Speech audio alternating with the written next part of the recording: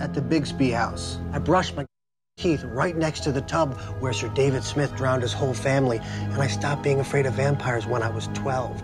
Do you know why I can stay in your spooky old room, Mr. Olin? Because I know that ghoulies and ghosties and long-legged beasties don't exist. Even if they did, there's no God to protect us from them, is there?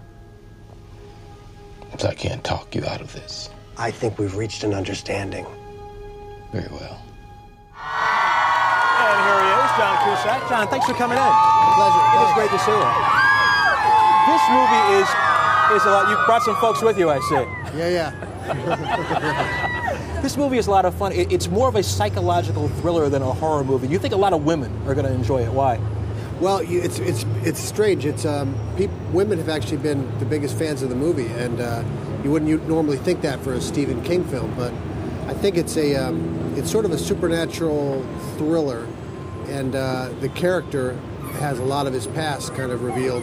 Yeah. About a relationship between a wife and his daughter, and The Room, which is sort of a portal to a bunch of different dimensions, uses whoever walks into it, uses his demons against him. So it brings up the relationship between his wife and his daughter back into the room. So for some reason, the women seem to be the biggest fans of the movie so far. There's a lot of stuff going on here. You play Mike Enslin, a cynical author in the midst of investigating haunted houses, looking into haunted houses. You get this mysterious postcard saying you have to come to the Dolphin Hotel, fictitious hotel, in New York City and check into room 1408. But the hotel manager, Sam Jackson, who we saw there, is reluctant to give you the keys. Why? Well, he's, as he says, his training is as a hotel manager, not a coroner.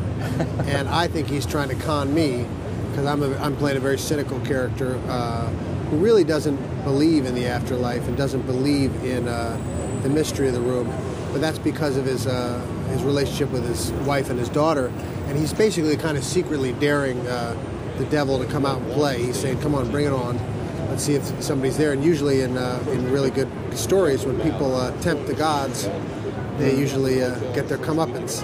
And so he stumbles onto the real thing, and he has to really ride it out. I see. So it's more like Rod Serling and The Sixth Sense than it is, one of these slasher horror films. It's an interesting film. Well, interesting, as we said, 25 years. I'm proud of it, so it's nice.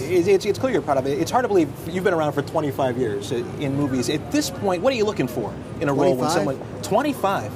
Yeah. Yikes. Sorry, buddy. But when a script comes to you, or someone presents a project to you, what are you looking for?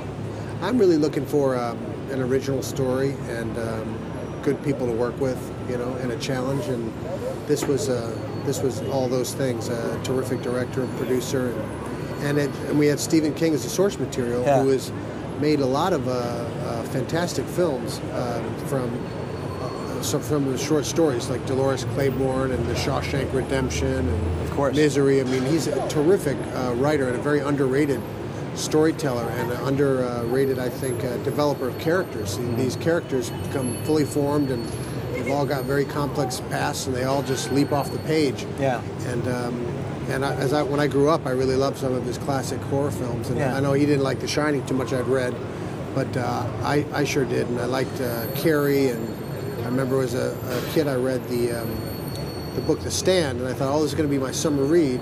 And I started reading it, and I don't think I went to bed until I finished it. About 1,000 pages. So I'm a great admirer of Stephen King's. He makes it look so easy.